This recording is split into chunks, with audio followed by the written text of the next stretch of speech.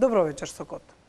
Армиски и полициски специјалци на затворските ѕидини. Оклопни транспортери за заштита на периметарот околу најголемиот затвор Идризово. На оваа територија покрај затворските правила важи и во сила и кризна состојба.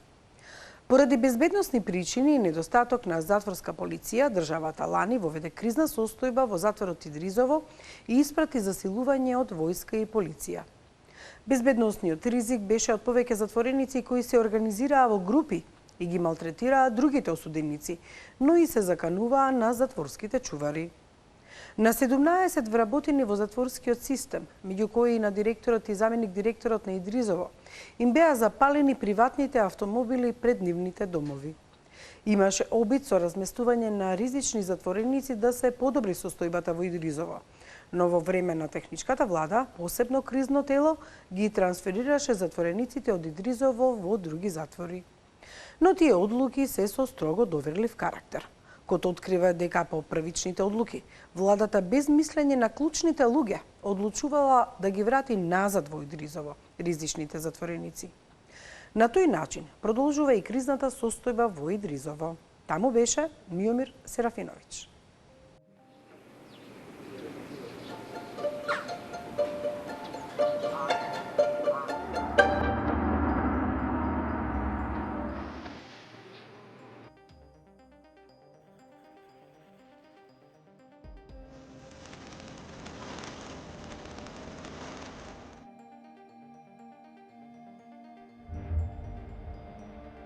На ѕидот вооружен припадник на РМ со автоматска пушка и поглед вперен кон дворот на затворот.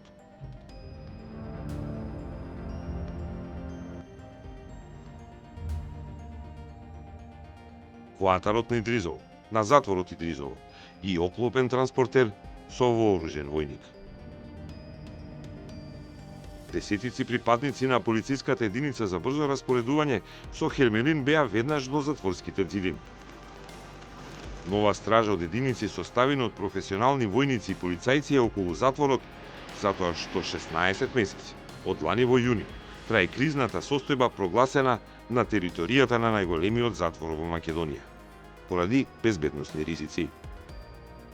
Безбедност е закани ризици во затворот е составот на осудените лица што се сместени во нашиот затвор.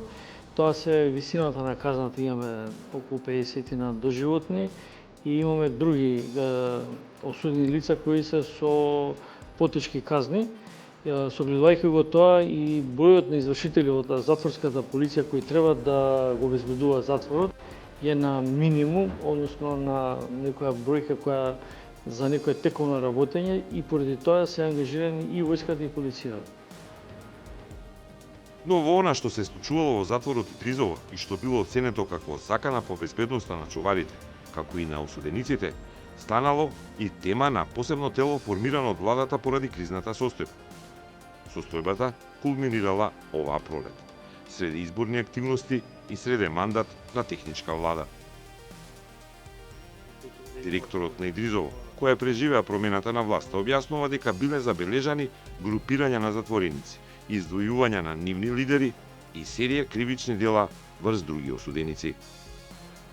Безбедносните служби заедно со нас направи анализа дека одредени лица кои се сместени во затворов не го почитуваат куќниот ред и се, како да кажеме, закана за она што Европската комисија за тортура и човекови права го согледува, малтретирање на осудени лица, рекет изводи, го работат, и ние по тоа постапиме за да го спречиме оној момент, онаа забелешка што ни даваше ципите.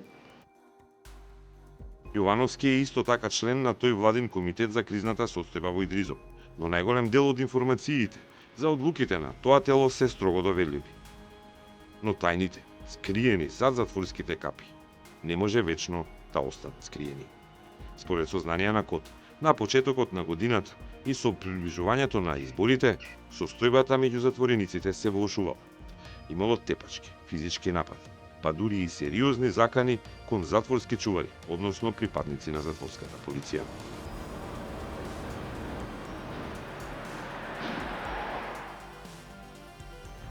Имало и изнуди, а послабо котираните затвореници во хиерархијата на џунглата во Идризово биле присилени да купуваат мобилни телефони или други предмети за големи суми на пари, иако тие предмети и телефони не им требале. Имало случај кога затвореник од Западна Македонија платил 20.000 евра на една група за изнуди за продажба на телефони, иако осудениот немал потреба од нив. Се почести биле и закани кон затворски чувари и службеници. Имало и чувари кои земале боледување поради притисоци или пак воопшто не сакале да работат или да им заповедаат и да ги средуваат лошите и ризични затвореници. Ова е полуотвореното деление. Најголемиот дел од проблемите се случувале тука. Неколку затвореници биле во овој оддел на затворот во Идризово, иако според казните и однесувањето требало да бидат во затворениот дел, со најстрог куќен ред и со најголема заштита. Биле префрлени затоа што имало безбедносни ризици и по нив, од други опасни групи, чии припадници немој можеле никако да бидат префрлени во овој тип на затвор, каде има понови келии, простор за шетање и нови спортски игралишта и занимални. Управата на Идризово и владиниот комитет оцениле дека преместувањето на неколку луѓе може да биде решение за да се смири состојбата. Паднала одлука да се префрлат осудениците: Зулќуфли Нуредини, познати како Мали Репки, Фатлум Ајети, познат како Тоте, Еркан Шабани, викани Дон Коки и Абдула Фета. Нуредини и претходно во 2023-та бил префрлен од Идризово во Прилепскиот затвор. Бил префрлен поради можност од нови физички пресметки и поради оневозможување на затворски полицајци во вршење службени должности. Бил во Прилепскиот затвор од мај до јули, кога и оттаму стигнало исто барање за негов трансфер од слични причини да се врати назад. Зулќуфли Нуредини, Мали Репки, бил трансфериран од Идризово во Прилеп во нормална состојба, а кога го вратиле лани во јули, во затворот веќе била на сила кризната состојба. Неговото име повторно се појавило во предлозите за трансфер и оваа година во март на седница на владиниот комитет која надгледувал кризната состојба во Идризово. Покрај Нуредини, комитетот одлучил и Тоте, синот на Джелјо Ајети, да го испрати трансфер во Штипскиот затвор. Наредбата издадена на 19 март и извршена. Неполн месец по трансферот во Штип, таткото на Репки пријавува дека затвореници од Штип се заканиле дека ќе го убијат неговиот син Зулќуфли Нуредини. Само неколку минути по телефонската пријава избила тепачката меѓу две групи затвореници. Тепачката се случила на полноќ, а како засилување дошли 30 на лица со 10 возила пред затворот. Интервенирала затворската полиција во Штип, но и специјалци повикани од Скопје, кои пред капијата ја затекнале групата за помош на пријателот зад решетки. Еден затворски полицаец беше повреден. Инцидентот се случи на средина на април, а на 15 април беше поднесена кривична пријава против 17 затворски чувари од Идризово, кои според полицијата му овозможиле на Мали Репки да излегува од приватна болница во Скопје, каде бил носен по барање за медицински третман. Нуредини, наместо да биде во болнички кревети да прима терапија, се шетал по Скопје, а затворските полицајци замижувале на тие краткотрени оддалечувања на затвореникот. Но инцидентот во Штипскиот затвор, исто така во средина на април, и во кој како жртва на закани напад беше пријавен токму Мали Репки, сега е под интерна истрага и се проверуваат сомнежите дали тој инцидент бил фингиран и наместен за да се овозможи враќање на двајцата познати и ризични затвореници во Идризово, на ним познат терен. 15 дена по инцидентот, повторно на иста тема заседава Комитетот за кризна состојба во Идризово. Тоа е на 30 април доцна попладне. На таа средба не биле присутни три клучни ликови за безбедносна проценка. Министерот за внатрешни работи Панче Тошковски, тогаш технички министер, бил на службен пат во странство. На службен пат во Швајцарија бил и тогашниот директор на управата за извршување на санкции Јовица Стојановиќ. Директорот на Идризово бил во Македонија, но не бил на состанокот. Туку таму бил повикан неговиот заменик, кој веќе не е на функција. Во такво друштво, владиниот комитет носи строго доверлива одлука и го поништува претходното решение, а наредува двајцата затвореници да ги врати во стариот поправен дом во Идризово. На празник, На 1 мај се реализира таа одлука и од Штип во Идризово се трансферирале Зултјуфли Нуредини, Мали Репки и Фатлю Мајети Тоте. Зошто толку се брзало? Има повеќе можности. Првата е за да се заштити животот на Репки поради инцидент во кој актуелното раководство на затворската управа се сомнева дека бил наместен. Но ако е така, тогаш има и сомнежи за врски со функционери, кои ја носеле таа важна одлука и покрај негативното влијание на двајцата затвореници врз безбедноста во затворот Идризово. Втората половина од трансферираните затвореници од Идризово, Еркан Шабани, Дон Коки и Абдула Фета, кои со истата мартовска одлука во која биле и Мали Репки и Тоте, а донесена од техничката влада, односно комитетот, биле префрлени од Идризово во затворот во Прилеп. И таму имале несогласувања со локалните затвореници, а на закани се жале и затворските полицајци. Тие дури и протестира, а тогашниот директор на затворот во Прилеп се закани со оставка поради испраќањето на опасни затвореници од Идризово. Протестите на прилепските чувари беа во втората половина на април, па како и двајцата од Штип и двојката, Дон Коки и Фета, заврши повторно назад во Идризово. И тие беа пратени назад во старото затворско Идризовско јато со строго доведлива одлука на владиниот комитет и на празник за 1 мај. Директорот на Идризово не сакаше да открива многу детали, но тврди дека трансфер на затвореници се прави без разлика кој е на власт и исклучиво поради затворска недисциплина. Преместувањето на такви ликови било и ќе биде, значи тоа е една од мерките дисциплински за да на осуденото лице му се каже дека може во секој момент да биде преместен во друг затвор, така да не му е на никого загарантирано дека казната ќе издржува во еден затвор. А добро, во времето на техничката влада за определени лица имаше прво една одлука, па потоа немаше. Значи, па потоа се однесувањето на осудените лица не е врзана со периодот, дали е техничка влада, дали е регуларна влада, значи треба да се постапува. Ние не можеме да го гледаме моментот кога некој ќе го прекрши куќниот ред, дали имаме сега техничка влада или немаме. Затворениците Нуредини, викан Мали Репки, и Ајети, викан Тоте, повторно се префрлени од Идризово. Сега се во Келии, во затворот во Куманово, повторно поради безбедност. Дека затворски чувари, надзорници, началници и директори биле под закани од затвореници, покажуваат и досега 17 регистрирани случаи на запалени автомобили навработени во затворскиот систем. Сите во Скопје и речиси сите уништени автомобили се навработени во Идризово. Треба да се испита, да се види, меѓутоа резултатите од палењето на коли такви работи, тоа е резултат дека имале закани. На колку луѓе им беа запалени автомобили? Па на повеќе, да. Ова е запалениот автомобил, токму на Зоран Јовановски. А покрај неговиот личен автомобил, запалена беше и колата на заменик директорот на Идризово. Случајот се истражува. Постојат сомнежи дека тоа е дело на затвореници кои ангажираат луѓе на слобода за да ги палат колите. Еден од случаите беше за вашиот автомобил. Да. Имате ви информација до каде истрагата? Па тоа МВР и обвинителство ја терат, мислам дека е при крај. А имавте претходно да кажеме закани или упатување некој? Па самата функција како директор е осетлива и мора да се подпишуваат некои осетливи документи, како што се документите за префрлување, казнување, санкционирање, така да тоа е. Идризово е најголем затвор, а проблемот со безбедноста е најважен во моментот. Треба вработување на нови затворски полицајци, но нема дозвола од Министерството за финансии. И барањето за наредната 2025 за нови вработувања во Идризово на затворски чувари повторно биле одбиени од чуварите на државната каса и буџет. Додека безбедноста ја чуваат професионални полициски и армиски специјалци, со поглед од зидот кон внатрешниот круг на затворот.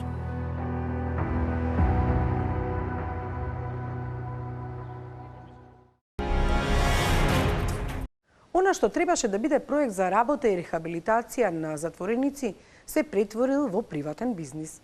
Жена од Скопје ја изнајмила халата за работилница во кругот на Прилепскиот затвор. Неколку месеци произведувале монтажни гаражи, но таму бил постојано ангажиран само еден затвореник, а уште неколку мина повремено. На затворот му плакеле закуп од 10.000 денари по произведена гаража. За половина година платиле само 40.000 денари. Затвореникот е познато лице на јавноста Александар Ушлиновски, за кого ВМРО ДПМН обвини дека е возач на Трајче Заев, братучет на поранешниот премиер. Заеви демантираа дека тој работел во нивните фирми. Ушлиновски, кој беше уапсен во акција на МВР и американската ДЕА со 200 килограми марихуана, беше осуден на 5 години затвор, а потоа доби уште 4 години за поседување оружје. Во Прилепскиот затвор беше Срđan Стојанчов.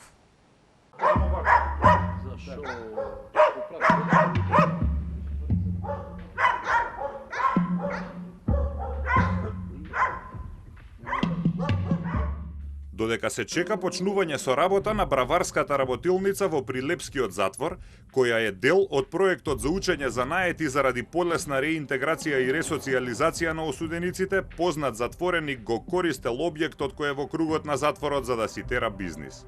Изработувал монтажни гаражи за продажба.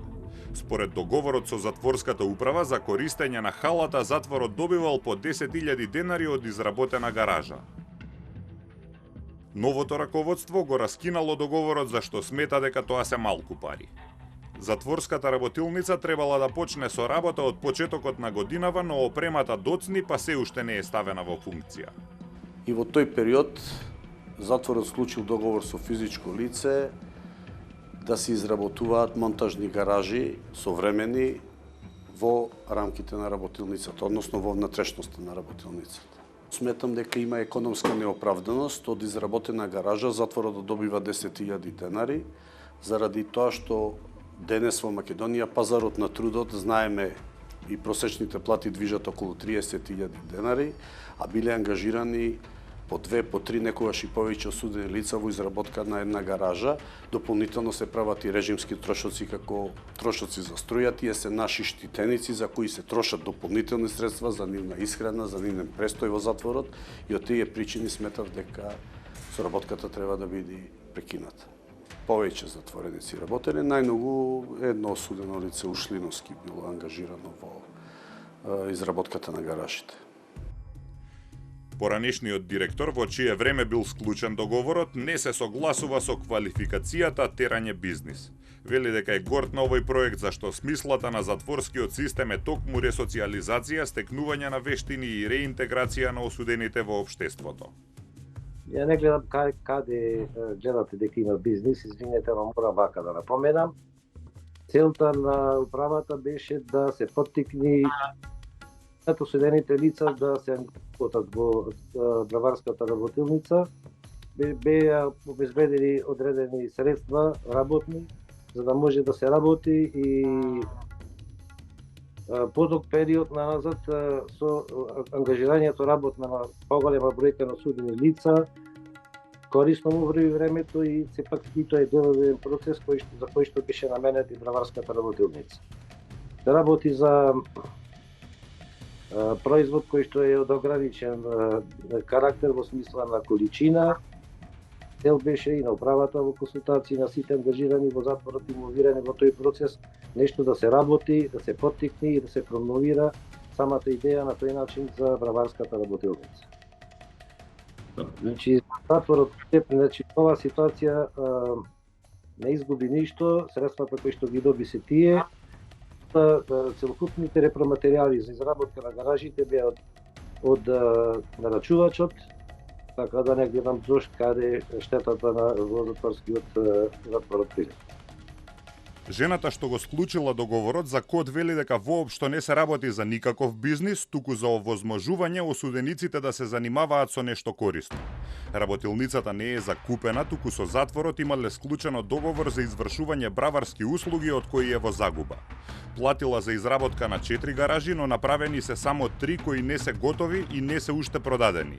Трошела пари за превоз, за репроматеријали и тврди дека се работи за добар проект од кој затворот имал корист, а која можела да биде уште поголема. Запрепастена е што ваков добар проект се става во негативна конотација. Отворањето на работилницата е дел од проектот за постпенална програма за реинтеграција, рехабилитација и ресоциализација на осудувани лица финансиран од Европската Унија, кој го спроведува невладината Центар за граѓанска иницијатива од Прилеп. Во проектот учествуваат Казнено-поправниот дом Прилеп, меѓуопштинскиот центар за социјална работа, јавниот правобранител, обвинителството, бизнис секторот. Целта на проектот е затворениците да научат занает за поизлегувањето, да може полесно да си најдат работа и да се ресоциализираат. Сите се согласуваат дека се работи за добар проект. Осудените лица ќе го имаат својот работен ангажман во браварската работилница, се со цел да се стекнат со занает, кој што во иднина би им се овозможило после издржувањето на казната затвор да можат да го употребат своето знаење, се со цел на полесно прилагодување во новата средина. Обврска на затворот Прилеп била да ја изгради халата од 200 квадратни метри во кругот на затворот, а невладината требало да ја набави опремата која ќе се користи во работилницата. Халата е завршена, но опремата се уште не е пристигната. Додека да пристигне, затворската управа во јануари годинава склучила договор со физичко лице, жена од Скопје, да ја користи работилницата за изработка на современи монтажни гаражи кои требало да ги изработуваат затворениците. Таа донела алат и репроматеријали, а на затворот му плаќала по 10.000 денари од изработена гаража, која на пазарот се продава за неколку илјади евра. Гаражите ги изработувал затвореникот Александар Ушлиновски, а понекогаш учествувале и други осуденици. Во февруари годинава Ушлиновски го пријавил индустрискиот дизајн на гаражите во Државниот завод за индустријска сопственост. Тој е наведен како автор на дизајнот, а жената со која Прилепскиот затвор го склучил договорот ја поднела пријавата. Ушлиновски стана познат на пошироката јавност во април 2021 година, кога заедно со поранешниот началник на Прилепската полиција Кире Спирковски Чипсио и уште 4 други беше уапсен во акција на МВР и американската ДЕА со 200 килограми марихуана. По признаена вина се спогоди со обвинителството и доби 5 години затвор, а во меѓувреме беше осуден на уште 4 години за поседување оружје. ВМРО ДПМН е тогаш обвини дека Ушлиновски е возач на Трајче Заев, братучет на поранешниот премиер Зоран Заев, но семејството Заеви негираше. Поранешниот директор на Прилепскиот затвор вели дека никој не ургирал Ушлиновски да добие дозвола да ги произведува гаражите. Дојде и предложи да работи нешто и не гледавме причина да не му дозволиме. Се работи за одличен мајстор кој е меѓу најзаслужните за изградбата на халата. Иако е привилегија осудени лица, меѓу кои горе посочениот, со нивниот ангажман обезбедат да се изгради салата, значи која што ќе носи утре бенефити кои што претходно ги спомнав, на вистина не привилегија. Значи посоченото лице заедно со уште едно и повеќе други осудени лица беа тие кои што ја изградија. Значи салата каде што треба да биде сместена варварската работилница. Материјалите ги обезбеди управата, најголем дел од потребните материјали, меѓутоа нивното одградување и самата изведба ја направивме сами и најмногу со помош на осудените лица.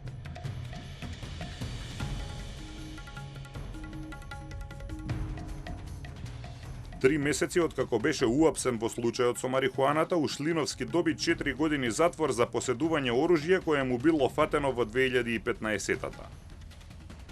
ВМРО ДПМН обвинуваше дека се работи за човек близок до семејството на поранешниот премиер и возач на Трајче Заев, но тие негираа дека работи во нивните фирми. Поранешниот премиер Зоран Заев изјави дека може да се дружи со кого сака, но законот важи за сите. Сепак, други пресуди против Ушлиновски фрлаат поинакво светло. Во септември 2022 година тој бил осуден на парична казна затоа што како одговорно лице во фирмата Фарма ЕУ ЛЛЦ, лиценцирана за производство на медицински канабис, не го известил Министерството за здравство за почетокот на берба на канабисот и оти произведениот сув цвет бил несоодветно пакуван. Во временскиот период од крајот на месец февруари до 9.4.2021 година, кога управителот на правното лице Друштво за производство, трговија и услуги Пхарма ЕУ ЛЛЦ ДООБ, подружница Пхарма ЕУ ЛЛЦ П, ТГ од здравствени причини не можел да ја врши функцијата на управител и бил отсутен од правното лице. Обвинетиот го заменувал и ја вршел функцијата на одговорно лице, управител во правното лице со сите права, должности и овластувања. Меѓу собствениците на оваа фирма, која сега е во стечај, е и фирмата Фарма ЕУ БГ од Бугарија, која исто така е затворена. Собственици на бугарската фирма биле Трајче и Бобан Заеви.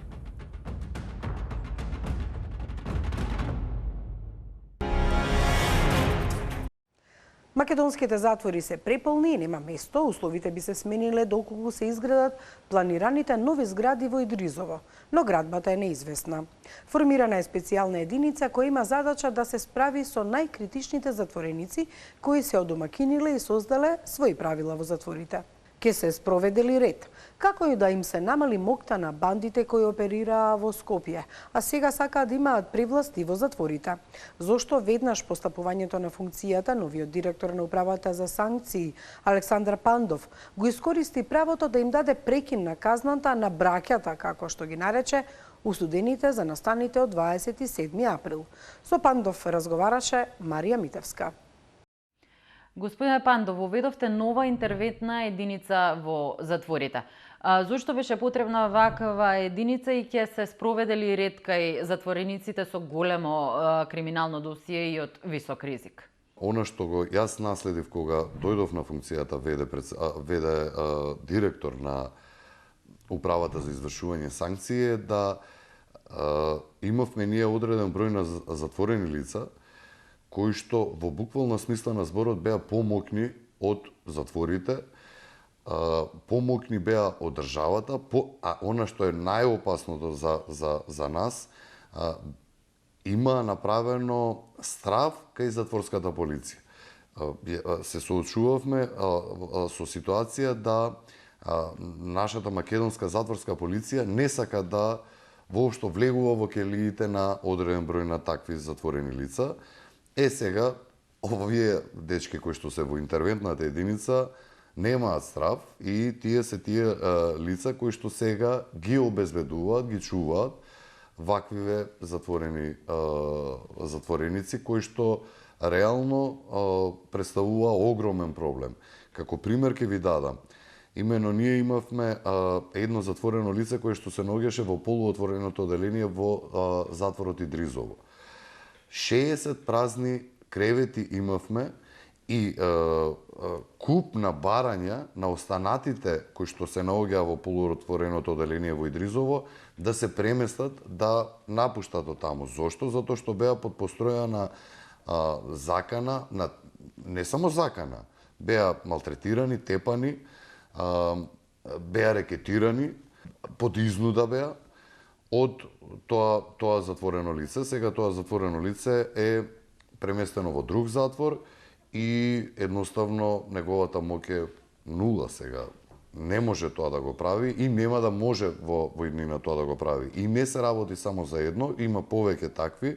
Дел од нив се веќе, така да речам, сместени. Сега, за да се обезбедиме ние од вакви опасни затвореници, нас ни требаше келиски систем. Имаме сега две такви специјални оделенија, односно имаме три. Од претходно веќе едно беше направено во затворот Скопје, попознат кај народот Шутка, каде што се сместени осудени лица за диво населје. 7 таму имаме такви лица. Имаме сега такво специјално оделение во затворот во Куманово и во затворот во Штип. Ги спомнавте мукните затвореници. Зад решетки се и припадници на криминалните групи, наркобосовите, Грчец, Дуќанџиц, Беланоца Баран, кои на социјалните мрежи до сега и не криеа дека имаат привилегии во затворите. Кој им го овозможувал ова? За жал, најмокните политички функционери, јас одговорно тврдам дека они во своите телефони број 1 ги имале директни комуникации со најмокните политички функционери во тоа време, кои што министри, директори, кои што им биле закрила, им биле заштита, односно таа заштита ја имале меѓусебно, веројатно овие испоручувале гласови и овие пак им ги овозможувале тие погодности. За жал тоа било така во минатото, меѓутоа како ние пред 3 месеци председателот на ВМРО постојано повторуваше тоа дека се ќе направиме да покажеме на граѓаните на Република Македонија дека нема да биде многу познатата на Али Ахмети како до сега. Сега не е веќе како до сега.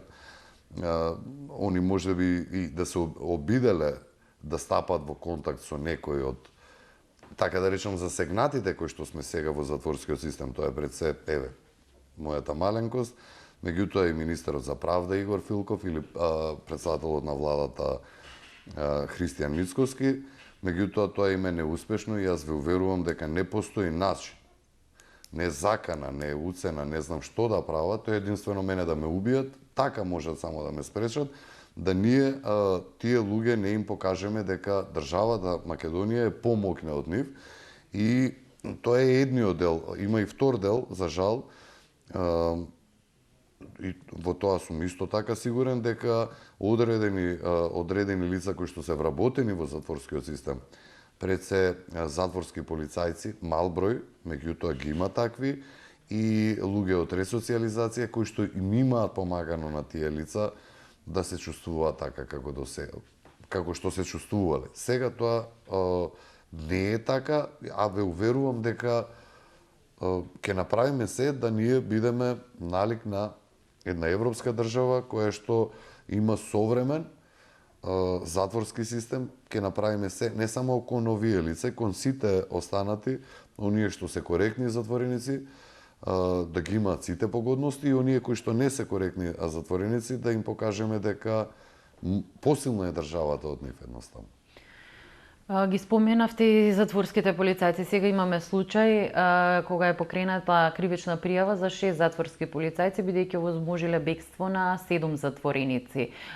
Дали овие затворски полицајци практично биле дел од таа игра, еве што ја споменавте за заеднички интерес меѓу политичарите и мокните затвореници? Да, па еве тргнете од тоа, ние зборуваме за лицето кое што му овозможиле да излезе од затвор во момент кога не го следувала никаква погодност, нити викенд, нити 7 часа, нити одмор. Тие 6 затворски полицајци овозможиле тоа лице да излезе и слободно да движи, ние збориме за опасно лице. Ако тоа не е самоволија, ако тоа не е корупција, ако тоа не е што е? И за да тие во тоа време тоа така го правеле, јас повторно ќе кажам, сум сигурен едноставно дека и докажано е веќе одреден број на директори на затвори имаат кривични пријави, ќе имаат уште некој, али не застанувало тоа само на директорите на затворите, ве уверувам дека и високи функционери, државни функционери имале директна комуникација со тие затвореници. Откако стапивте на функција, прекина казна им дадовте на осуденици за 27 април, меѓу нив и екс-министерот Чавков, кој се уште на дома поради нарушена здравствена состојба. Сите ли ги исполнува условите за прекин? Да. Тие се лица кои што 6,5 години, да не биде некој грд збор, сега да не ги навредам нив, а најмалку тоа сакам, меѓутоа во нечовечки услови биле чувани. Ако ви посочам дека мислам дека тоа е редок пример во светот, тројца Горан Ангелов, Игор Јук и Јане Ченто над 2 години во притворот во шутка имаат седено. Еве конкретниот посочен Митко Чавков има скоро 5 години во тоа сега не е притвор во Штип, меѓутоа порано било притвор. Да ја видите келијата, ќе си извадите од памет колкава е. 5 години бил чуван. Да речеме, дел од нив, пак кога биле префрлени во Прилеп, над година дена Горан Ангелов и Игор Јук се чувани во келии во кои што не можете да се справите. Значи не може да станете, едноставно толку се ниски тие келии. И јас ве уверувам дека со поголем дел од нив имав после кога беа на прекини, иако сега немал дел од нив имаат и од судот по месец, по 2, по 3. Еве во петокот Игор Јук повторно доби прекин од судот, што ми е многу мерак. Значи, тоа се исклучително нечовечки. Тие биле тортурирани луѓе и за големо чудо е како нивната здравствена состојба и не е повеќе нарушена од она што е сега. За колку осуденици станува збор? Па, они се 16, мислам дека 10 од нив имаат од судот повторно добиени, повторно ќе ви речам некој месец, некој 2, некој 3, и тоа е доказ дека јас сум бил во право. И јас искрено, повторно сега кога би бил во можност, јас го искористив моето право, меѓутоа повторно да се врати времето, јас повторно истото тоа би го направил, на страна што јас тие луѓе ги доживувам и тоа многу пати го имам зборувано, дека тоа се политички осуденици. Тоа се луѓе кои што во таа 2018 година ги осудија на толку долги затворски казни, Добрила Кацарска заради лукративни, лични причини да стане претседателка на Уставен суд, а од друга страна да направат стравка и македонското население да не протестира против оној договор кој што го направија во Нивици. Јавно и ги нарековте браќата од 27 април. Дали тоа значи дека сега ќе имаат и привилегии од ваша страна? Не кријам дека јас тие луѓе другачи ги доживувам. Тоа не кријам јас дека и кога ќе се видам јас со нив, со ниеден. Видете, сум човек кој што може секој еден да го прашате. Јас нема затвор и нема келија секаде не влегов. И секаде кај што влегов се поздрави со затворениците. Меѓутоа со овие луѓе кога ќе се видам се гушкам. Добро. Има случаи кога осудени лица во одредени затвори, како што и веќе самиот изјавивте, излегувале и влегувале во затвор кога сакале. За кои лица од интерес на јавноста станува збор? Има ли некои, ајде да речеме, звучни имиња меѓу нив? Во одреден број на македонски затвори, тоа од почетокот како информации го имав, подоцна ми се докажа дека биле хотел Промај и дека немал број на осудени лица кога сака влегувале, кога сакале излегувале од затворите, со знаење на директорите на затворите и со знаење на одреден број на затворска полиција. Тоа било така и тоа, еве, мислам дека во Струмица директорот веќе и доби кривична пријава. Ке има, јас повторно ќе речам и верувам, цврсто верувам во тоа дека и кон други директори имало огромна злоупотреба на затворскиот систем и она што е исто така можам да тврдам, тоа го правеле за пари. Или по ради политички причини за да тие лица во некое време испорачаат одреден број на гласови, дали на локални или на минативе парламентарни избори. Колку лица од прилика има што практично го напуштиле затворот и не се вратиле кога требало да се вратат? За колку осуденици станува збор? Овие се луѓе кои што имале погодности 7 часа, викенд или биле на одмор, или и не се вратиле. Такви околу 240 и нешто беа, сега се околу 207-8. Не имам денешната точна бројка, ама мислам дека тука. Да речеме како информација, можам да ви ја споделам дека, еве, кога бев во шутка во вореден надзор, одреден број на лица, после мојот надзор, се пуштија во бегство, тие се вратени, сите до еден сега. Дел од нив доброволно вратени, а дел од нив од МВР, од Министерството за внатрешни работи. Ви благодарам за извоеното време. Благодарам за дадената можност. Затворите се постојано место каде што навистина може да се направат различни репортажи, но приказната со години и децении се повторува дека условите се тешки. Ви благодариме што и вечерва бевте со код, се гледаме идната недела во исто време. Имајте пријатна вечер.